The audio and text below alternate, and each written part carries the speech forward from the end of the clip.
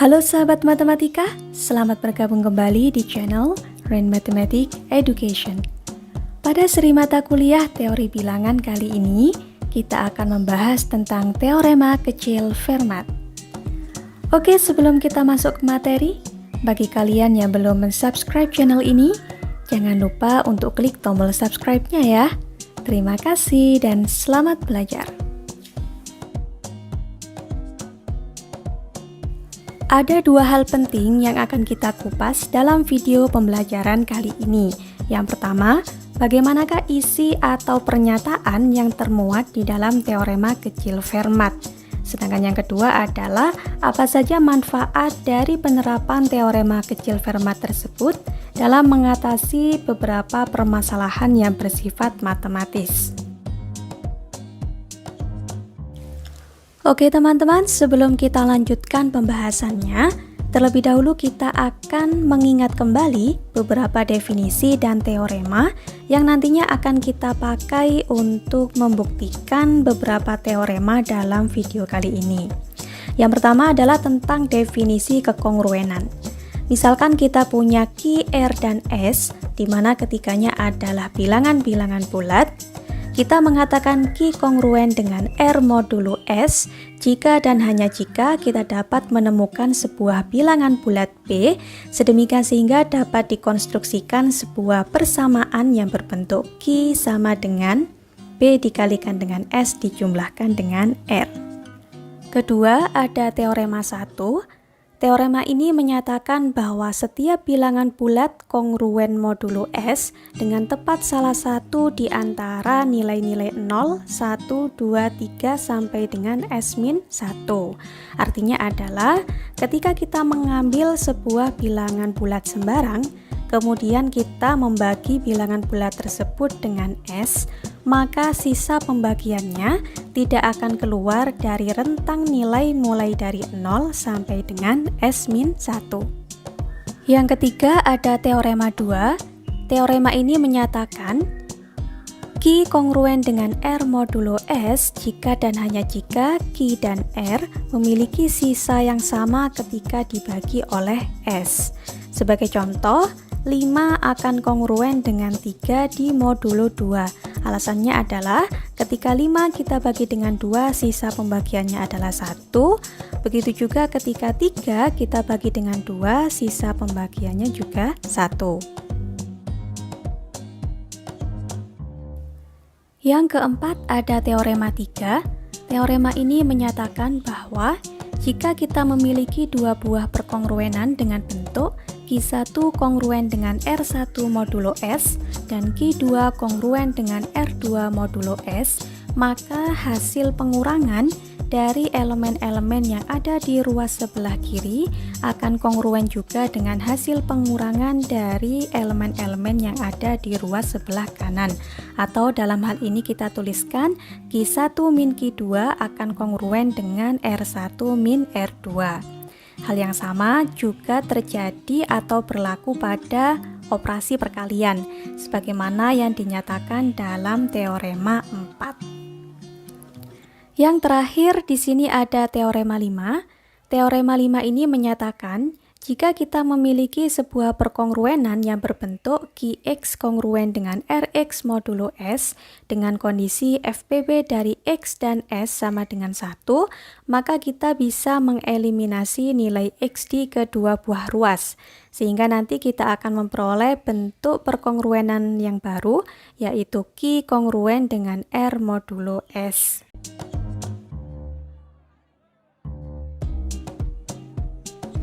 Sekarang teman-teman perhatikan kasus pertama sebagai berikut. Jadi saya punya barisan yang terdiri dari angka-angka kelipatan 5. Jadi di sini ada 5, 10, 15 sampai dengan 50. Kemudian masing-masing dari angka ini saya modulkan dengan 11. Maka akan kita peroleh 10 buah perkongruenan sebagaimana yang bisa teman-teman lihat di dalam slide. Di sini ada 5 kongruen dengan 5 di modulo 11. Alasannya adalah karena ketika 5 kita bagi dengan 11 itu sisanya adalah 5 gitu. Atau kita bisa menyatakan 5 itu sebagai 0 dikalikan dengan 11 dijumlahkan dengan 5. Seterusnya sampai dengan pada posisi yang terakhir yaitu 50. 50 ketika kita bagi dengan 11 sisanya adalah 6, sehingga 50 kita katakan kongruen dengan 6 di modulo 11. Kalau teman-teman amati, angka-angka 5, 10, 4, 9, dan seterusnya sampai dengan 6, ini merupakan residu-residu terkecil di dalam modulo 11. Nah, residu terkecil dari 10 buah perkongruenan, sebagaimana yang bisa teman-teman lihat di dalam slide, akan membentuk sebuah himpunan yang terdiri dari bilangan asli kurang dari 11, yaitu mulai dari angka 1 sampai dengan angka 10.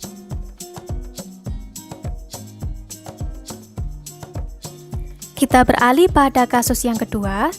Di kasus yang kedua ini, barisan-barisan angka yang terdiri dari kelipatan 5 tadi, saya modulokan dengan 10. Sehingga nanti akan kita peroleh 9 buah kekongruenan sebagaimana yang bisa teman-teman amati di dalam slide. Tampak bahwa residu terkecil yang diperoleh dari perkongruenan tadi itu berupa angka 5 dan 0 saja. Gitu, sehingga berbeda dengan kasus yang pertama.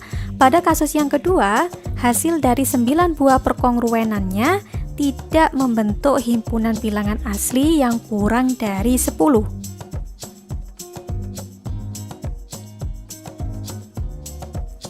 Nah, yang menjadi pertanyaan sekarang adalah, misalkan teman-teman diberikan suatu barisan bilangan kelipatan Ki, jadi nanti isinya ada Ki, kemudian 2 Ki, 3 Ki, dan seterusnya sampai dengan S-1 Ki. Apakah syarat bagi Ki dan S agar residu dari kelipatan Ki di dalam modulo S dapat membentuk himpunan bilangan asli yang kurang dari S?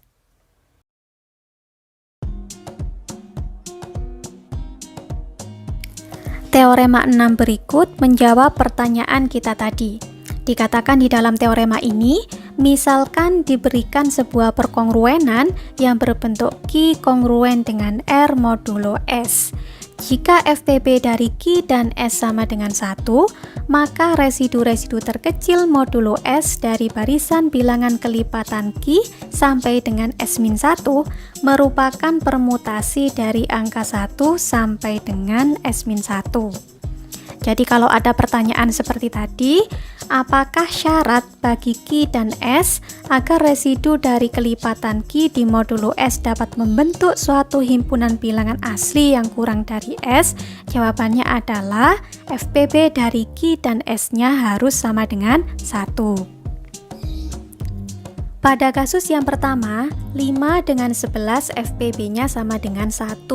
Sehingga ketika kelipatan dari 5, mulai dari 5 sampai dengan 50, kita modulokan dengan 11, residu terkecilnya merupakan permutasi dari angka-angka 1 sampai dengan 10. Nah, pada kasus yang kedua, 5 dengan 10 FPB-nya tidak sama dengan 1, sehingga hasilnya akan berbeda dengan kasus yang pertama. Jadi pada kasus yang kedua, residu terkecilnya hanya terdiri dari 0 dan 5 saja, tidak bisa membentuk himpunan yang terdiri dari bilangan asli kurang dari 10.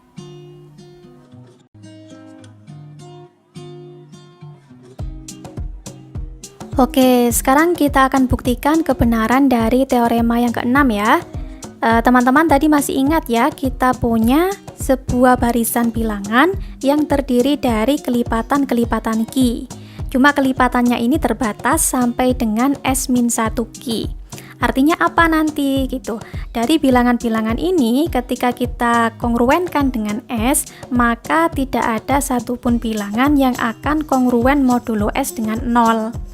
Kenapa bisa demikian? Gitu. Karena tadi kita tahu bahwa FPB dari Ki dan S-nya itu sama dengan 0, maka ketika kita ingin memperoleh residunya 0, maka si Ki-nya ini harus kita kalikan dengan S. Sedangkan pada barisannya, kelipatannya hanya berhenti sampai S-1 saja. Seperti itu ya, semoga bisa dipahami. Selanjutnya, dengan menggunakan metode pembuktian kontradiksi, akan kita tunjukkan bahwa masing-masing bilangan dalam barisan bilangan kelipatan Q tadi akan kongruen modulo S dengan tepat satu dari barisan bilangan 1, 2, 3 sampai dengan S-1. Perlu teman-teman garis bawahi di sini, kita menggunakan metode pembuktian kontradiksi. Berarti kita perlu membuat suatu pengandaian. Tadi yang ingin kita buktikan adalah masing-masing bilangan kongruen modulo S dengan tepat satu dari bilangan 1, 2, 3 dan seterusnya. Artinya adalah bilangan kelipatan Q yang berbeda akan kongruen dengan bilangan yang berbeda pula gitu. Jadi tidak ada dua atau lebih dari satu bilangan yang kongruen dengan bilangan yang sama. Nah, karena kita menggunakan pembuktian kontradiksi, di sini kita andaikan bahwa terdapat dua buah bilangan, di mana dua buah bilangan ini kita ambil dari barisan bilangan-bilangan kelipatan Q yang menghasilkan residu yang sama. Gitu ya. Kita anggap di sini sebagai MQ dan NQ. Sehingga dapat kita tuliskan MQ kongruen dengan A modulo S dan NQ kongruen juga dengan A modulo S. Kita anggap bahwa M tidak sama dengan N, di mana besarnya M dan N itu adalah lebih dari sama dengan 1 dan kurang dari S. Adapun posisi M dan N di sini saya anggap M-nya kurang dari N. Untuk posisi ini bisa teman-teman bolak-balik ya. Jadi boleh N-nya yang kurang dari M. Teman-teman ingat kembali isi dari teorema 3 ya. Jadi ketika kita punya dua buah perkongruenan di modulo yang sama, maka hasil pengurangan dari elemen-elemen yang ada di ruas sebelah kiri akan kongruen dengan hasil pengurangan dari elemen-elemen yang ada di ruas kanan. Oleh karena itu, MQ kongruen A modulo S bisa saya kurangkan dengan NQ kongruen dengan A modulo S. Dalam arti, MQ saya kurangkan dengan NQ, hasilnya akan kongruen dengan A min A di modulo S. Atau bisa kita tuliskan MQ dikurangi NQ akan kongruen dengan 0 modulo S. Selanjutnya, kedua ruas kita tambahkan dengan NQ, sehingga nanti kita akan memperoleh bentuk perkongruenan yang baru, yaitu MQ kongruen dengan NQ di modulo S.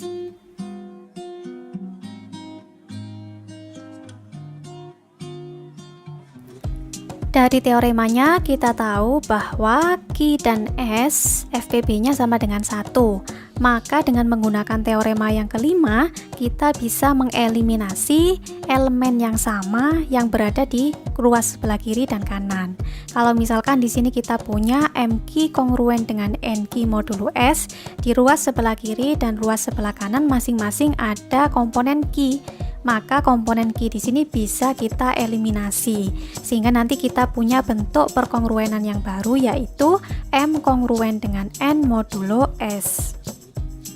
Kemudian, tadi kan kita mengambil MQ dan NQ-nya dari barisan bilangan kelipatan Q, sehingga M dan N-nya akan berupa residu terkecil di dalam modulo S. Karena M kongruen dengan N di dalam modulo S, maka dapat kita simpulkan bahwa M-nya akan bernilai sama dengan N. Nah, di sini terjadi kontradiksi dengan pengandaian bahwa M-nya di sini kurang dari N, atau intinya tidak sama dengan N. Karena terjadi kontradiksi, maka pengandaian harus kita ingkari. Dari sini dapat disimpulkan bahwa masing-masing bilangan dalam barisan kelipatan Q akan kongruen modulo S dengan tepat satu dari barisan bilangan 1, 2, 3 sampai dengan S-1. Teorema yang keenam terbukti benar.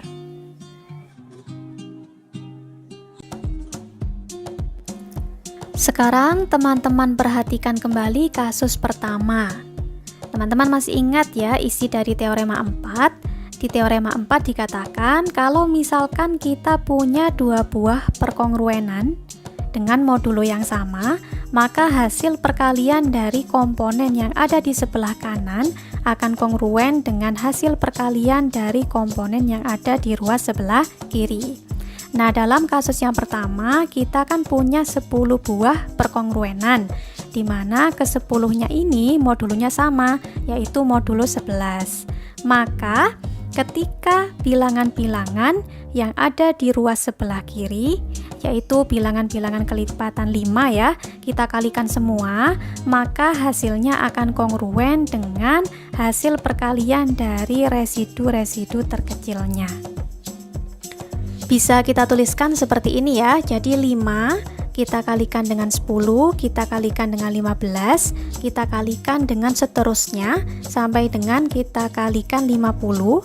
Hasilnya nanti akan kongruen dengan 5 kita kalikan dengan 10, kita kalikan dengan 4, kita kalikan dengan seterusnya sampai dengan kita kalikan 6 di modulo 11. Angka-angka yang berupa kelipatan 5 ini merupakan komponen-komponen yang berada di ruas sebelah kiri dari 10 perkongruenan yang ada di atas ya.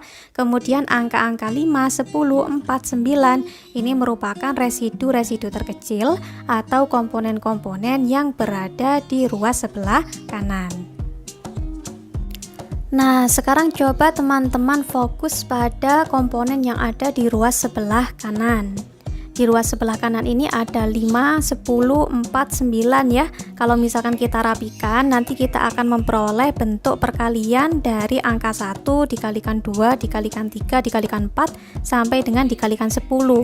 Nah, bentuk ini bisa kita ubah menjadi 10 faktorial. Seperti itu ya. Kemudian untuk elemen yang ada di ruas sebelah kiri, bisa teman-teman amati, di situ ada perkalian dari kelipatan 5. Ada angka 5 itu merupakan hasil dari 1 dikalikan 5. Kemudian ada 10 itu merupakan hasil dari 2 dikalikan 5 dan seterusnya ya teman-teman ya. Sampai di situ ada 50 merupakan hasil dari 10 dikalikan dengan 5. Kalau misalkan kita hitung, berarti jumlah angka 5 yang dikalikan ya di dalam komponen yang ada di ruas sebelah kiri itu ada sebanyak 10 buah. Oleh karena itu, angka-angka 5 ini dapat kita sederhanakan penulisannya dengan menggunakan perpangkatan menjadi 5 pangkat 10. Selanjutnya, untuk komponen-komponen yang ada di dalam kurung, di sini kan ada perkalian dari angka 1 dikalikan dengan 2, dikalikan dengan 3 dan seterusnya sampai dengan dikalikan 10. Kita bisa menyederhanakan juga penulisannya dengan menggunakan tanda faktorial. Sehingga nanti di ruas sebelah kiri kita akan memperoleh bentuk 5 pangkat 10 dikalikan dengan 10 faktorial. Kita akan peroleh 5 pangkat 10 dikalikan dengan 10 faktorial kongruen dengan 10 faktorial di modulo 11. Kita ingat kembali bahwa 10 faktorial dengan 11 FPB-nya sama dengan 1. Maka berdasarkan teorema 5, perkongruenan tadi dapat kita ubah menjadi bentuk 5 pangkat 10 kongruen dengan 1 di modulo 11. Atau 10 faktorial yang ada di kedua ruas kita eliminasi. Bentuk perkongruenan 5 pangkat 10 kongruen dengan 1 modulo 11 ini sedikit unik ya teman-teman. Jadi di sini ada relasi antara 10 dengan 11, di mana angka 10 bisa kita peroleh dari mengurangi bilangan 11 dengan 1.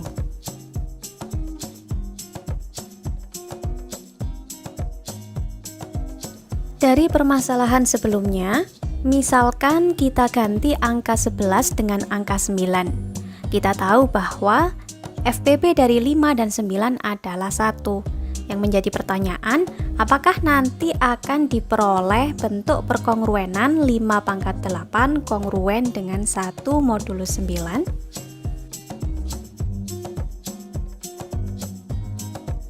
Oke teman-teman, kita coba untuk analisis bersama-sama ya. Jadi angka 11 kita ganti dengan angka 9. Kita konstruksikan 8 buah perkongruenan yang terdiri dari kelipatan 5, kemudian kita bagi dengan 9. Kita akan memperoleh 8 buah perkongruenan seperti ini. Nah, kemudian berdasarkan teorema yang keempat, ketika elemen-elemen yang ada di sebelah kiri atau yang berupa kelipatan 5 itu kita kalikan semua, maka dia akan kongruen dengan hasil perkalian dari residu-residunya atau elemen-elemen yang ada di sebelah kanan, seperti itu. Sehingga nanti kita bisa menuliskan seperti ini ya, 5 dikalikan dengan 10 dikalikan dengan seterusnya sampai dengan dikalikan 40, dia akan kongruen dengan hasil perkalian dari 5 dikalikan 1 dikalikan 6 dan seterusnya sampai dengan dikalikan 4 di modulo 9. Selanjutnya teman-teman perhatikan elemen yang ada di ruas sebelah kiri. Di situ berupa perkalian dari kelipatan-kelipatan 5. Kalau misalkan kita uraikan satu persatu, maka nanti jumlah angka 5 yang ada di ruas sebelah kiri itu sebanyak 8 dan posisinya dikalikan, seperti itu ya. Maka kita bisa menuliskannya dengan cara yang lebih singkat, yaitu dengan menggunakan perpangkatan. Kita tuliskan sebagai 5 pangkat 8. Kemudian 5 pangkat 8 ini kita kalikan dengan sisa-sisa pengalinya tadi. Jadi ada 1 dikalikan 2 dikalikan 3 dan seterusnya, yang mana penulisannya bisa kita sederhanakan lagi menjadi 8 faktorial. Kemudian untuk elemen yang ada di ruas sebelah kanan, di sini ada perkalian dari residu-residu terkecilnya ya. Jadi ada 5 dikalikan 1 dan seterusnya. Kita coba untuk urutkan sehingga nanti kita akan memperoleh bentuk yang seperti ini. 1 dikalikan 2 dan seterusnya sampai dengan dikalikan 8. Nah, untuk penulisannya pun juga bisa kita sederhanakan menjadi 8 faktorial. Sehingga nanti kita akan memperoleh bentuk 5 pangkat 8 dikalikan dengan 8 faktorial akan kongruen dengan 8 faktorial modulo 9. Jika pada kasus sebelumnya 10 faktorial dengan 9 itu FPB-nya sama dengan 1, namun dalam kasus yang ini 8 faktorial dengan 9 FPB-nya tidak 1 ya teman-teman ya. Gitu. Jadi FPB-nya adalah 9. Maka kita tidak bisa memberlakukan teorema 5 di dalam hal ini gitu. Sehingga bentuk perkongruenan yaitu 5 pangkat 8 dikalikan dengan 8 faktorial kongruen dengan 8 faktorial modulo 9 tidak bisa kita sederhanakan menjadi 5 pangkat 8 kongruen dengan 1 modulo 9. Berarti hasilnya berbeda dengan kasus sebelumnya.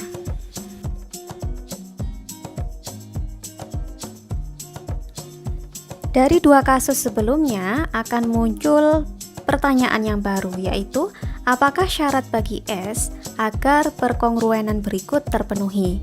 Bentuk dari perkongruenannya adalah Q pangkat S-1 kongruen dengan 1 di modulo S.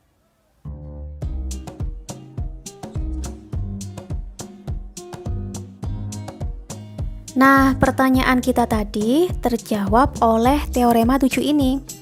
Jadi teorema ini mengatakan jika P adalah suatu bilangan prima dan X adalah bilangan bulat dengan ketentuan FPB dari X dan P sama dengan 1, maka akan selalu berlaku X pangkat P-1 kongruen dengan 1 modulo P. Berarti kalau misalkan kita tadi ditanya apakah syarat bagi S agar perkongruenannya terpenuhi, maka jawabannya adalah S itu harus berbentuk bilangan prima. Oke teman-teman, jadi teorema 7 ini kemudian kita kenal dengan istilah teorema kecil Fermat.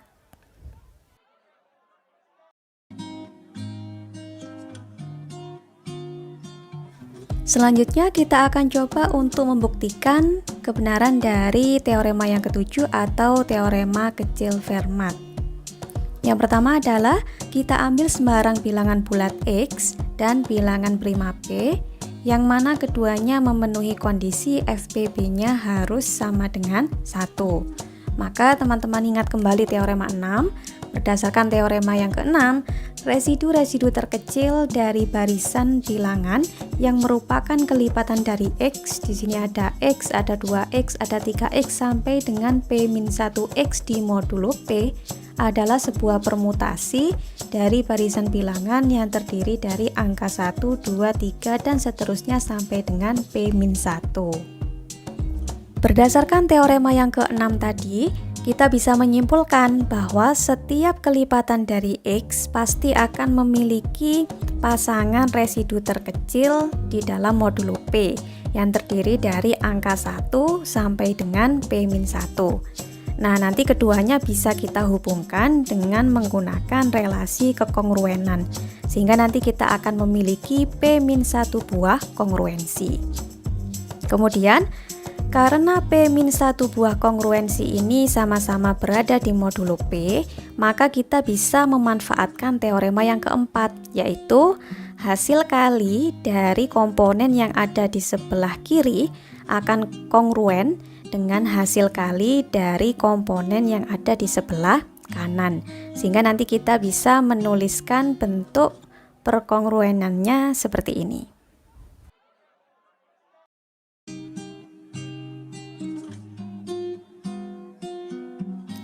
Di ruas sebelah kiri kita kalikan semua bilangan kelipatan dari X. Jadi kita tuliskan X dikalikan dengan 2X dikalikan dengan seterusnya sampai dengan dikalikan P-1X. Dia akan kongruen dengan residu-residu terkecilnya ya. Misalkan di sini saya tuliskan sebagai 1 dikalikan dengan 2 dikalikan dengan 3 dan seterusnya sampai dengan dikalikan P-1 di dalam modulo P. Kemudian untuk mendapatkan baris yang kedua, kita akan mengeluarkan nilai X-nya gitu. Jadi setelah kita amati jumlah dari X itu ada sebanyak P-1. Karena kondisinya antara X1 dengan X yang lain itu saling dikalikan, maka kita bisa menyederhanakan penulisannya dengan menggunakan perpangkatan gitu ya. Kita akan memperoleh X pangkat P-1 kita kalikan dengan 1 dikalikan dengan 2 dan seterusnya sampai dengan P-1. Adapun nanti unsur-unsur perkalian yang ada di dalam kurung dapat kita sederhanakan dengan menggunakan notasi faktorial. Hal tersebut juga berlaku untuk komponen yang ada di ruas sebelah kanan ya, sehingga nanti kita akan memperoleh bentuk kekongruenan yang baru, yaitu yang ada di baris yang ketiga. X pangkat P-1 dikalikan dengan P-1 faktorial akan kongruen dengan P-1 faktorial di dalam modulo P. Karena P adalah sebuah bilangan prima, maka P dengan P-1 faktorial FPB-nya pasti sama dengan 1. Oleh karena itu kita bisa memanfaatkan teorema yang kelima untuk mengeliminasi komponen P-1 faktorial yang ada di ruas sebelah kanan dan ruas sebelah kiri. Sehingga nanti kita akan memperoleh bentuk yang baru, yaitu X pangkat P-1 kongruen dengan 1 di dalam modulo P. Nah, dari sini dapat kita simpulkan bahwa pernyataan yang ada di dalam teorema kecil Fermat terbukti benar.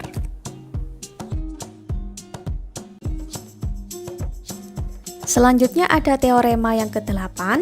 Teorema ini merupakan perumuman dari teorema Fermat. Adapun pernyataannya seperti ini. Misalkan kita punya P ya, jika P ini adalah suatu bilangan prima, maka X pangkat P akan kongruen dengan X di dalam modulo P, di mana X-nya di sini adalah sembarang bilangan bulat.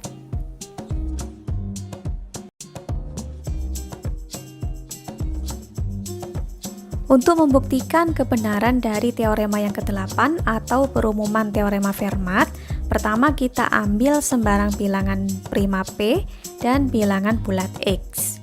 Karena P di sini adalah sebuah bilangan prima, maka hubungannya dengan X terkait dengan FPB-nya ada dua macam kemungkinan.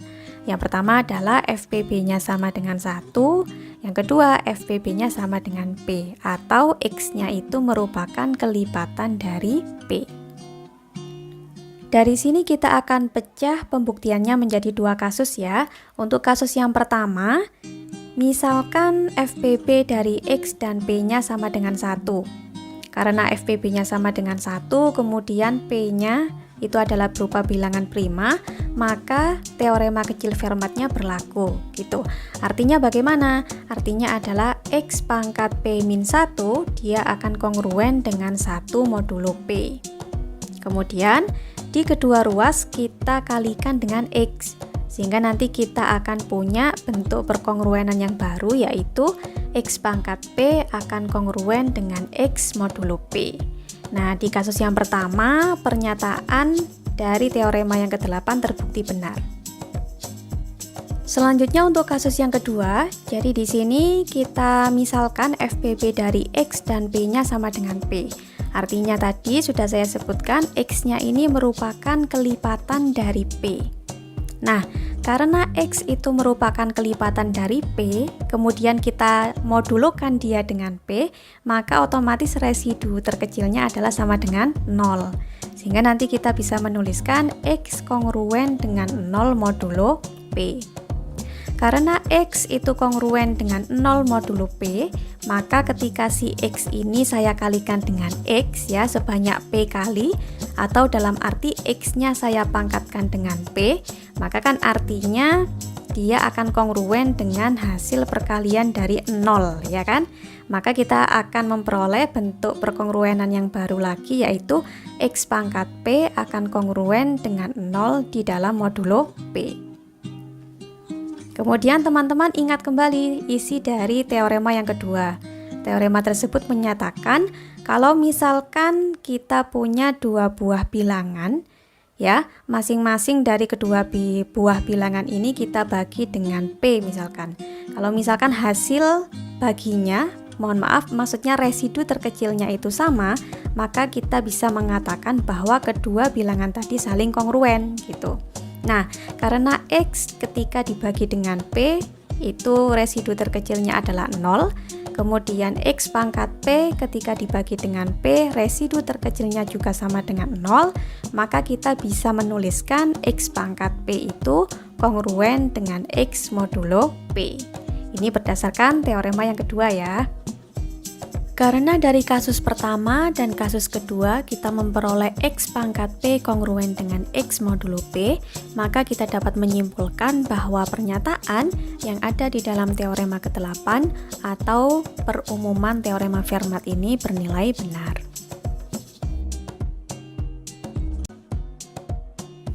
Oke teman-teman, kita sampai pada materi yang selanjutnya, yaitu mengenai penerapan teorema Fermat dalam permasalahan matematika. Di sini kita fokus pada dua buah teorema sebelumnya ya, yaitu teorema kecil Fermat dan perumuman dari teorema Fermat.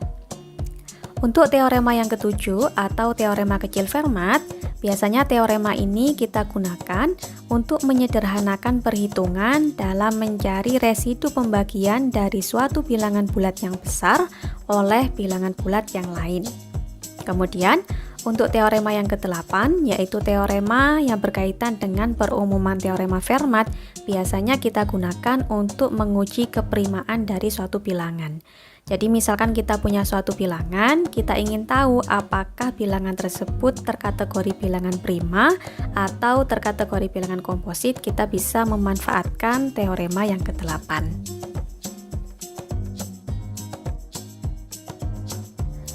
Untuk mengetahui dan memahami detail penerapan teorema yang ke-7, teman-teman bisa mengamati contoh soal berikut ya. Jadi di contoh soal ini, kita disuruh untuk menentukan sisa pembagian dari bilangan 13 pangkat 1313 oleh bilangan 17. Teman-teman tahu ya di sini bahwa 13 pangkat 1313 itu sangat besar. Bilangan ini kemudian kita bagi dengan 17 dan kita disuruh untuk menentukan kira-kira sisa pembagiannya berapa.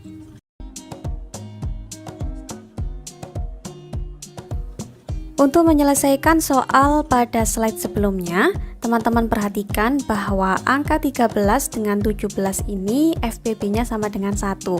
Kemudian kita tahu ya, modulo 17, angka 17-nya merupakan bilangan prima.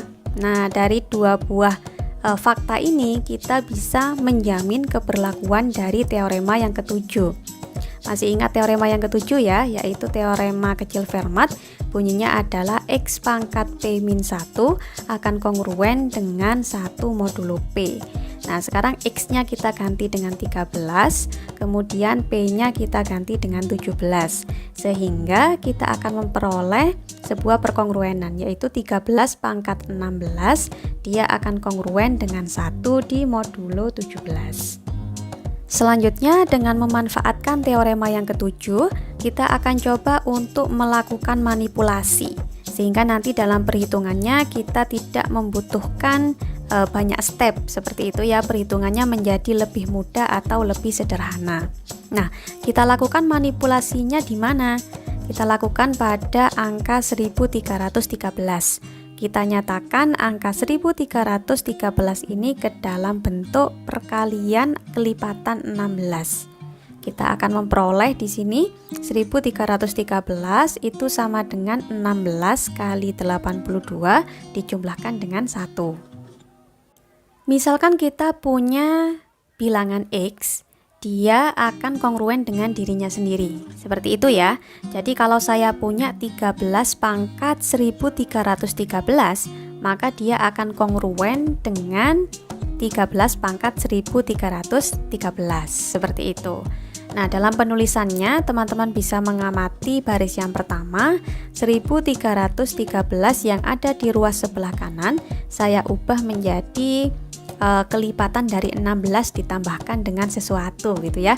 Dalam hal ini yaitu 16 dikalikan 82 ditambahkan dengan 1. Kemudian di baris yang kedua saya ingin memisahkan 16, 82 dan angka 1 di sini ya. Nah, karena 16 dengan 82 ini terhubung sebagai bentuk perkalian, maka kita bisa menuliskannya seperti ini ya, 13 pangkat 16, kemudian pangkatnya dikalikan dengan 82. Sedangkan untuk plus 1 di sini saya nyatakan sebagai perkalian dengan 13 pangkat 1. Saya yakin teman-teman sudah paham ini semua ya kan ya, karena materinya sudah pernah teman-teman pelajari pada waktu masih duduk di bangku sekolah. Oke. Nah, di sini teman-teman bisa melihat bahwa ada 13 pangkat 16 di dalam modulo 17. Kita terapkan teorema 7 di sini gitu.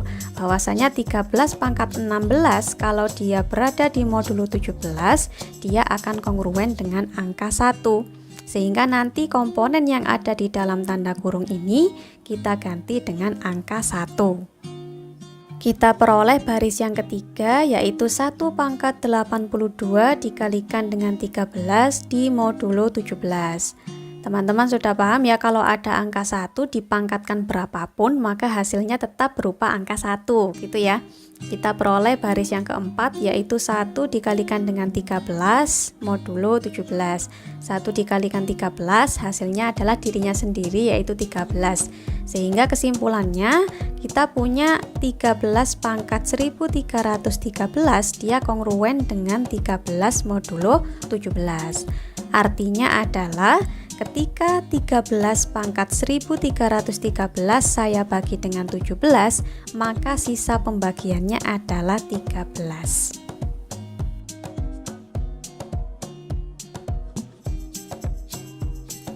Oke teman-teman, selanjutnya kita akan belajar tentang bagaimana cara mengimplementasikan teorema yang ke-8 atau teorema terkait dengan perumuman teorema Fermat dalam menguji keprimaan suatu bilangan.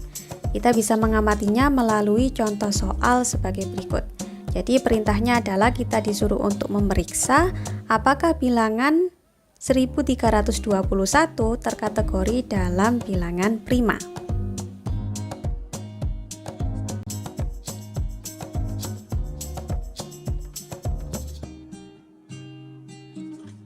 Untuk menjawab pertanyaan pada slide sebelumnya, kita akan mengambil satu buah bilangan bulat positif X yang cukup kecil. Dalam hal ini saya pilih X-nya sama dengan 2. Jadi nanti teman-teman bebas ya menentukan nilai X-nya berapapun, tapi saran dari saya adalah silakan pilih nilai X yang kecil karena nanti akan kita pangkatkan. Seperti itu. Kita tahu bahwa 1321 dengan 2 FPB-nya jelas 1 ya teman-teman ya, karena 1321 adalah bilangan ganjil. Kemudian Kalau misalkan 1321 ini adalah bilangan prima dan dia FPB-nya dengan 2 itu adalah 1, maka nanti teorema yang ke-8 berlaku. Masih ingat ya teorema yang ke-8, yaitu ketika kita punya X pangkat P, dia akan kongruen dengan X di modulo P. Nah, sekarang kita ganti X-nya itu dengan 2, kemudian kita ganti juga P-nya itu dengan 1321. Jadi saya ulangi lagi, kalau misalkan 1321 ini adalah sebuah bilangan prima, maka akan berlaku 2 pangkat 1321 kongruen dengan 2 di modulo 1321. Selanjutnya kita lakukan manipulasi ya pada angka 1321. Di sini saya pecah angka tersebut menjadi kelipatan dari 12 dijumlahkan dengan sisanya. Kita akan memperoleh 1321 sama dengan 12 dikalikan 110 dijumlahkan dengan 1. Teman-teman bebas ya, di sini mau memecah 1321 menjadi bentuk seperti apapun. Di sini saya pilih sebagai hasil perkalian dari 12 karena ketika kita memangkatkan 2 dengan 12, hasilnya nanti ketika dibagi 1321 sisanya berbentuk bilangan yang tidak begitu besar.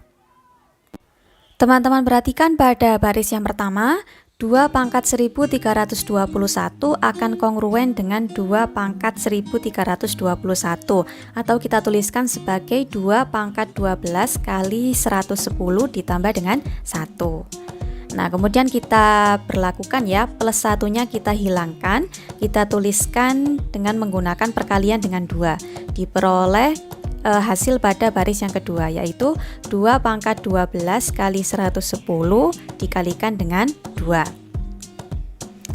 Selanjutnya kita hitung 2 pangkat 12, hasilnya adalah 4096. 4096 ini ketika kita bagi dengan 1321, sisa pembagiannya adalah 133. Bisa teman-teman lihat di baris yang keempat. Kita punya 133 pangkat 110 dikalikan dengan 2 di modulo 1321. Kita lakukan modifikasi lagi pada angka 110. Kita pecah menjadi hasil perkalian dari 5 dengan 22. Yang saya hitung adalah perpangkatan dengan 5 terlebih dahulu ya, biar hasilnya tidak terlalu besar. 133 pangkat 5, ketika kita hitung, kita akan memperoleh hasil 416.157.95893. Dan ketika hasil ini kita bagi dengan 1321, sisanya adalah 1. Sehingga nanti kita akan memperoleh bentuk 1 pangkat 22 dikalikan dengan 2 di modulo 1321. 1 ketika dipangkatkan berapapun hasilnya kan selalu 1 ya.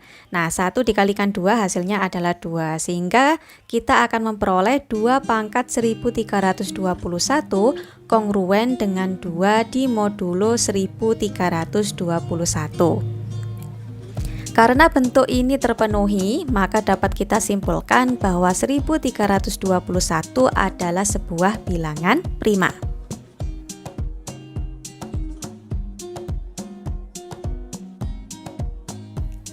Oke teman-teman, sampailah kita pada pembahasan yang terakhir, yaitu mengenai akibat dari teorema Fermat. Isinya adalah, misalkan P dan Q adalah 2 buah bilangan prima yang berlainan. Jika X pangkat P kongruen dengan X di modulo Q, dan X pangkat Q kongruen dengan X di modulo P, maka akan berlaku X pangkat PQ kongruen dengan X di modulo PQ.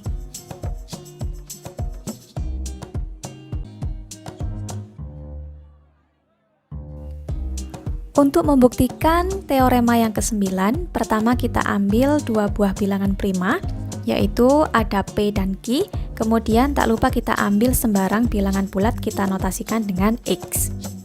Karena P adalah sebuah bilangan prima, maka dengan menggunakan teorema yang ke-8, kita bisa mengkonstruksikan suatu perkongruenan yang berbentuk X pangkat Q pangkat P, dia akan kongruen dengan X pangkat Q di modulo P. Dari teoremanya kita tahu bahwa X pangkat Q dia kongruen dengan X modulo P. Sehingga ketika kita punya pernyataan X pangkat Q pangkat P yang kongruen dengan X pangkat Q di modulo P, X pangkat Q yang berada di ruas sebelah kanan bisa kita ganti menjadi X ya. Sehingga nanti kita akan punya X pangkat Q pangkat P akan kongruen dengan X di modulo P. Nah, berdasarkan definisi dari kekongruenan, kita akan punya fakta bahwa P ini akan habis membagi X pangkat PQ dikurangi X. Selanjutnya kita tahu bahwa Q adalah bilangan prima. Maka dengan menggunakan teorema ke-8 lagi, kita bisa menyusun sebuah perkongruenan yang berbentuk X pangkat P pangkat Q, dia akan kongruen dengan X pangkat P di modulo Q. Kemudian dari teorema kita tahu bahwa X pangkat P dia akan kongruen dengan X modulo Q. Sehingga kita akan punya pernyataan yang baru yaitu X pangkat P pangkat Q dia akan kongruen dengan X di modulo Q.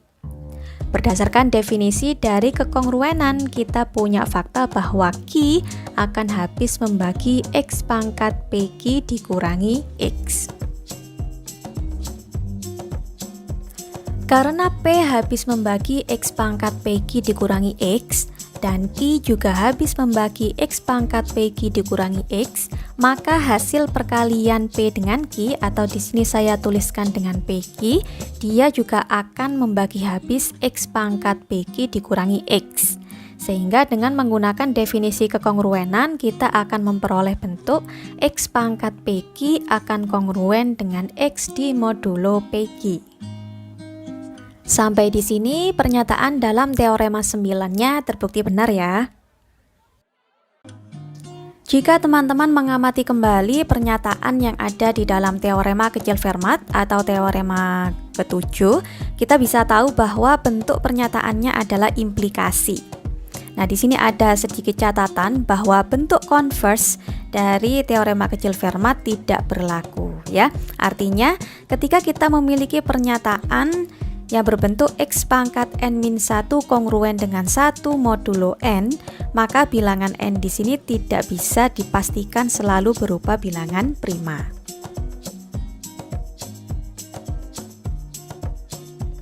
Sebagai ilustrasi yang akan menjelaskan bahwa converse dari pernyataan di dalam teorema kecil Fermat itu tidak selalu berlaku, teman-teman bisa mengamati contoh soal berikut ya.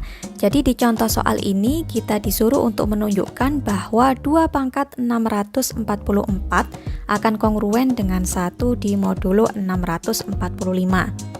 Misalkan nih, angka 2 kita notasikan dengan X, kemudian angka 645 kita notasikan dengan P, maka kita akan memperoleh bentuk X pangkat P-1 kongruen dengan 1 di modulo P. Seakan-akan ini bersesuaian gitu ya dengan kekongruenan yang ada di dalam teorema kecil Fermat. Tetapi di dalam teorema tersebut harus ada syarat bahwa P-nya berupa bilangan prima. Sedangkan kita tahu bahwa 645 ini bukan termasuk dalam bilangan prima, karena dia bisa habis dibagi salah satunya oleh 5 ya, sehingga 645 ini berupa bilangan komposit.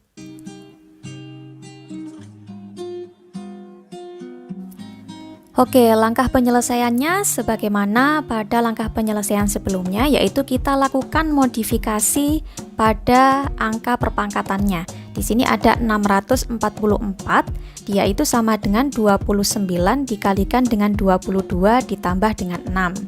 Nah, sekali lagi teman-teman di sini boleh ya tidak menggunakan 29 seperti itu. Di sini saya memilih angka 29 karena ketika 2 kita pangkatkan dengan 29, kemudian hasilnya kita bagi dengan 645, maka sisa pembagiannya berupa bilangan yang tidak begitu besar.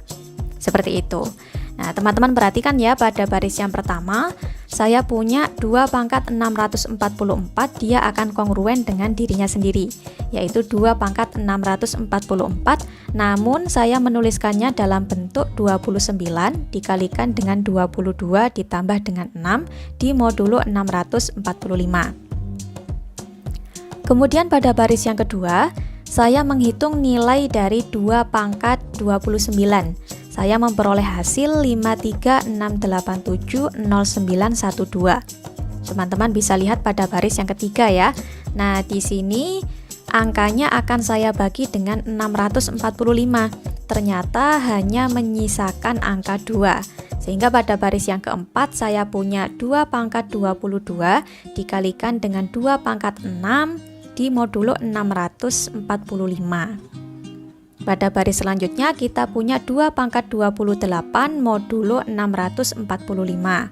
2 pangkat 28 ini kalau kita hitung hasilnya adalah 268, 435, 456. Hasil ini kemudian kita bagi dengan 645 dan ternyata sisanya adalah 1. Berarti benar bahwa 2 pangkat 644 akan kongruen dengan 1 di modulo 645 dengan posisi 645 ini bukan bilangan prima, melainkan bilangan komposit. Jadi benar bahwa konvers dari teorema kecil Fermat itu tidak selalu berlaku.